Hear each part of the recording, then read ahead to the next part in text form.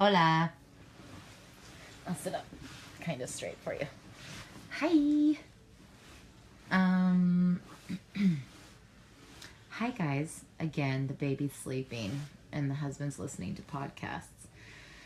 So I thought that I would talk to you. I can't hear out of this ear. I think I had like a little allergic reaction or an ear infection. I'm scratching it aggressively. No, I can't hear. So that's good. Hi guys. Hi Irene. Hi Lily. Hi Jill. Hi Chilton. Hi Timorous. A to B. Hi guys. Thanks for thinking I'm pretty. I just got out of the shower. I really tried. Okay, so back to the giggles and hijinks that are the Kim and Briana show. I wanted to respond to her, ask, and give her one of mine. We've been doing this because, and it's funny because Kim and I usually talk on the phone all the time. She's been busy, I've been busy, but because we do these videos, we've been texting more and talking on the phone less because I think we're saving it for you guys. Hi Kimmy.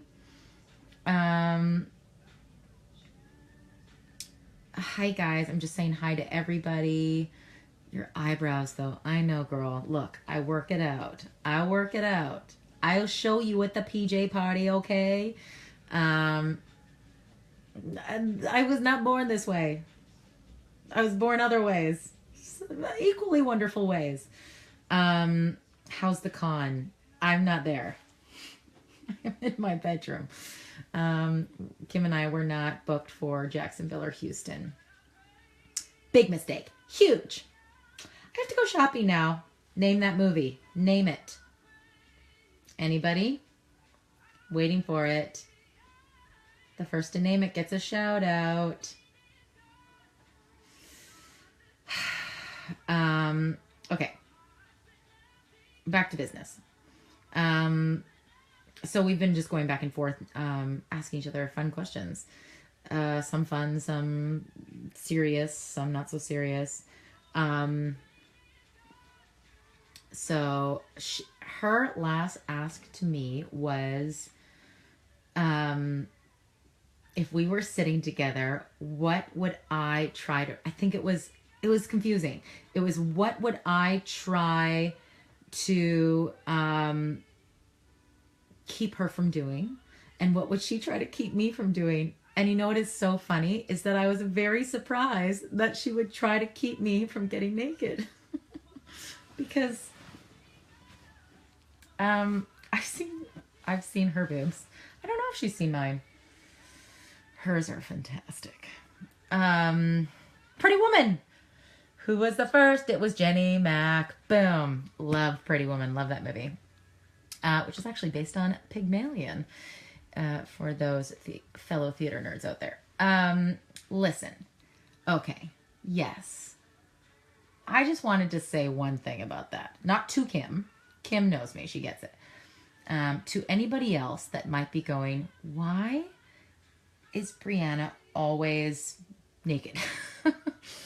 Or getting naked, or alluding to getting naked. I think I am empowered by my nudity. I don't know why. It's not something I've always been, but I think I spent too many years being ashamed of my body. Also, I struggled with breastfeeding.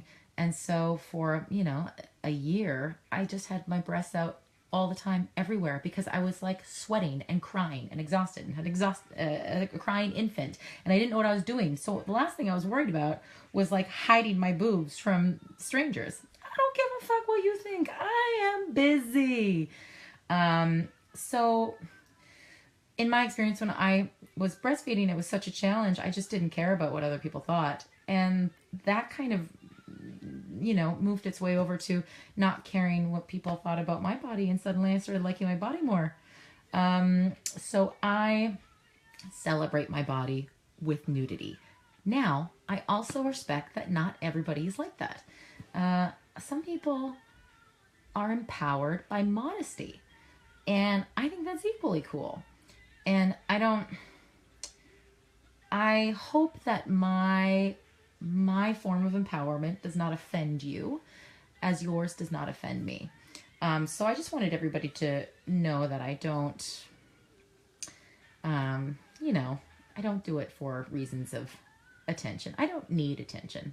I like attention, but I don't need it. I get plenty from my husband and child. Anyway, I thought that was funny because I'm going to get naked. The first thing I'm going to do when I see you, Kim, is take off my top. Just rub your face in my boobs. I'm just kidding. So the other part of this that was hard is that I had to guess what I thought she would say, knowing what she's already said. So what I had thought she was going to say is that she would try to stop me from oversharing vulgar things. Listen, I am a farm girl. I grew up on a farm with twin brothers who are older than me, who still give me wet willies. And there is nothing sacred. You know what? I take that back. I'm sure there's lots of things that are sacred. I just mean in the sense of I'm not precious about many things. I'm very impulsive, and I am impulsive often to a detriment. So I say things sometimes without thinking about it. And Kim, on more than one occasion, has helped me in that scenario. So I thought she was going to say, how about instead of me trying to clean up your mess, you just don't do it in the first place. And I think that that would be so helpful. Yeah, I'm impulsive. I recognize not everybody wants to hear about my bikini wax.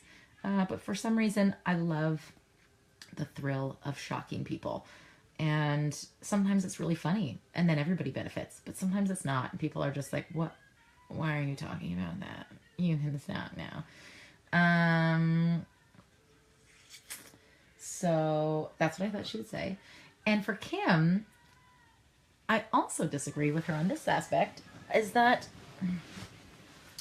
I would not try to keep her from being her emo self, because I mean, I guess in the whole reason of this particular ask was to find out what we would be trying to protect each other from, which is what's so brilliant about this question. But so Kim thinks that I would try to keep her from going too dark to protect her from maybe her looking dark to others or something. But I find something very light about Kim's darkness. I don't know what it is. I'm not the kind of person that would gravitate towards dark people, and so I don't think that when she goes there, I don't think it's bad. I actually learn from it, and I think she learns from it. And I think other people do. I understand the point of view of like, hey, if you're exiting a pizza party, maybe don't make everybody weep, but that's kind of Kim's magic power, is that she brings out maybe a sadness in people that they didn't know it was there, and then they find it and cry about it, and then it goes away. Or, you acknowledge it, and then it just finds a happier place to live within you. I don't know. Kim always makes me cry. Not in front of you guys. Pretty good about not crying at cons. Look at me wag my finger. But I don't. I welcome Kim to be her beautiful emo self. The thing that I probably would protect her from doing is if someone was to say something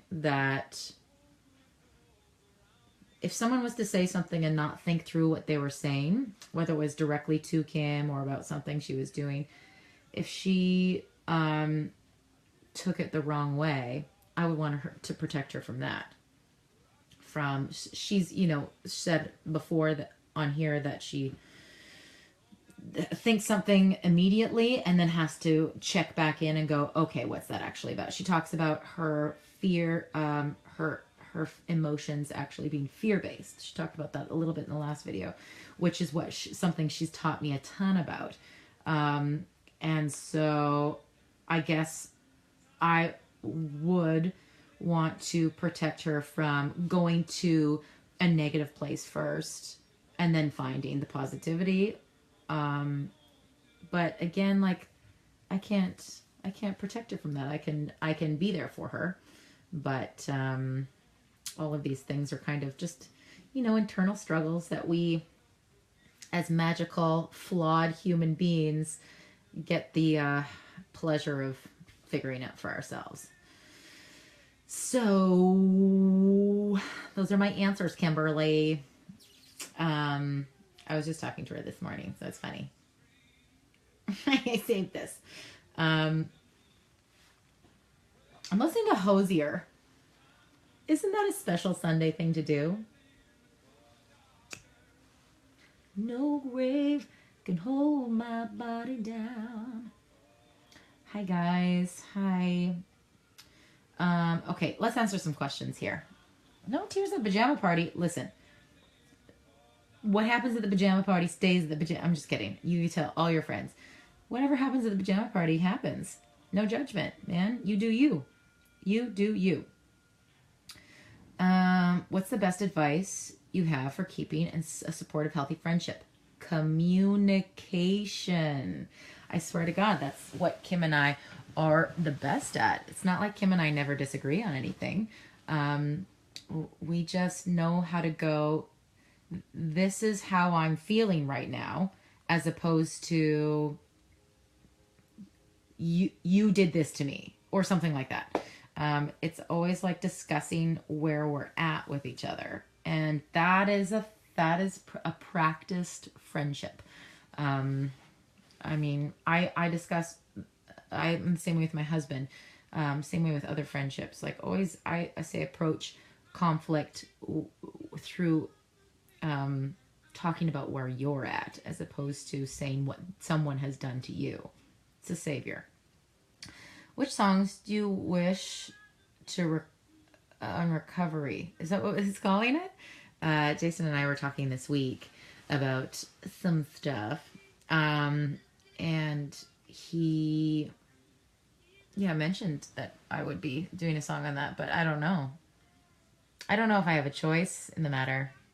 I probably don't. I have a lot of ideas though. I have lots of songs that I want to sing that are not necessarily appropriate for Saturday Night Special. So, I love that this is such a learning experience listening to the two of you. Aw, I love it too. I love that Kim and I get to talk to each other like this. It's very, my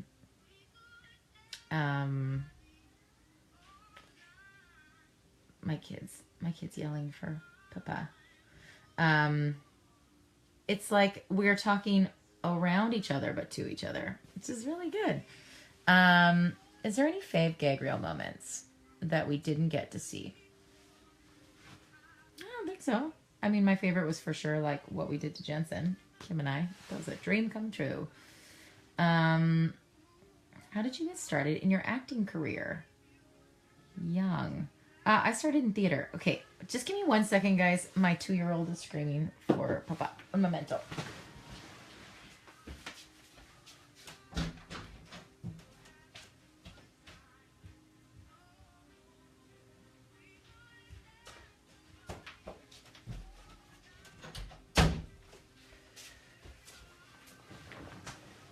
Hi. Okay. Okay, I started acting in theater. I mean, I was doing acting in school. I realize now that lots of high schools don't offer drama programs, which is bullshit. So I got to just do it at school. It didn't cost me anything because my parents were not wealthy people. And this is a bad angle. How are we going to do this? I don't want to hold it anymore. Okay, fine. So I just did it in high school, and I just did choir. My parents couldn't afford a singing teacher, and then I went to theater school and got singing lessons there and started acting in theater for the next 10 years, I did theater and improv comedy. And I miss it. It's just hard to do right now. Not impossible, just hard. But I'm very grateful for what I get to do in my life, so it's all good. What hair products do you use? Oh, you're sweet. I never remember the name of these products. I use products that I get at the salon. I don't know what they're called. The fact is that if you want good hair, you have to keep going to a stylist that you love and trust, and you have to like talk about your hair, texture of your hair, the health of your hair, and then they'll recommend something, and then you have to use it for a while. Just like a doctor, just like a dentist. But that's expensive, so I recognize that that is a luxury. So do what you can. I used to research products, makeup, skincare products, hair products, and you know, some of those magazines that go the cheap and the expensive version. Do it up, man. Do the expensive version. Where did you go for your honeymoon? Do you know what's funny? My husband and I didn't have a honeymoon. We got married. We decided to get married, and we got married 6 days later with a commissioner in Kitsilano here in Vancouver. I live in Vancouver. Most people forget that. Whenever I say something about being in Vancouver, they assume I'm shooting, but I live here. And I'm very lucky to live here. So we got married. We didn't have any money, so we didn't go on a honeymoon. And then we were busy. We started a business. We ran a food truck, which was very successful, but does not make you a lick of money. But we hustled. I would be in the commissary kitchen pulling pork for 6 hours. Pulling pork for 6 hours. That is not a euphemism.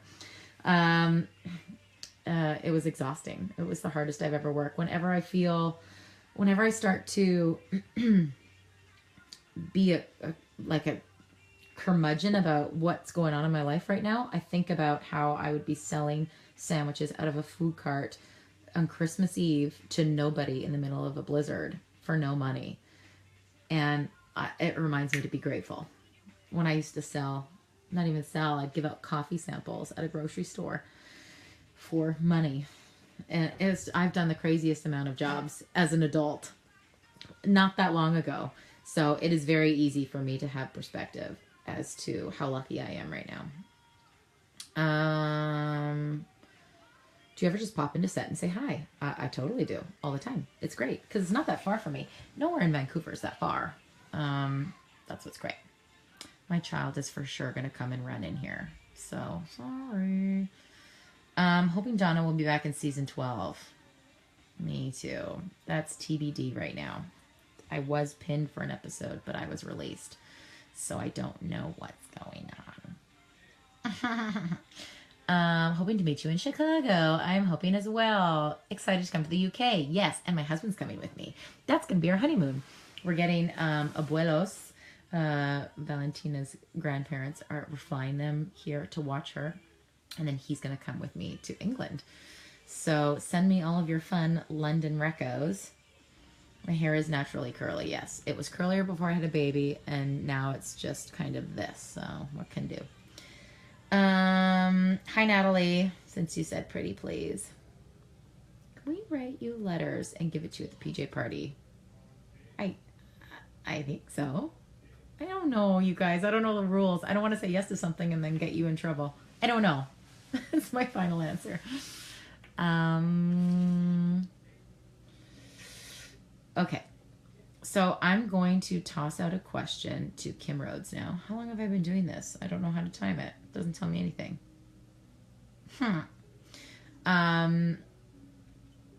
Because it is Chinese New Year, I realized, as there was no parking at the boxing gym this morning, because there was a parade. I am a rooster. I realized that it is the year of the rooster, starting today, which I thought was a good thing, and now have learned that it means I'm supposed to have bad luck this year. You guys, I am freaked out about that. So here's your job. I wasn't going to do this, and it just occurred to me. So here's your fun job. If I ever meet anybody at a con and you guys want to give a gift or something like that, don't give a gift. Give me something red. even like a fucking red piece of paper. Apparently red wards off the bad luck. You see me decked out in red this year, that is why. I mean, I wear red lipstick all the time, but I'll be wearing it all the time now. So,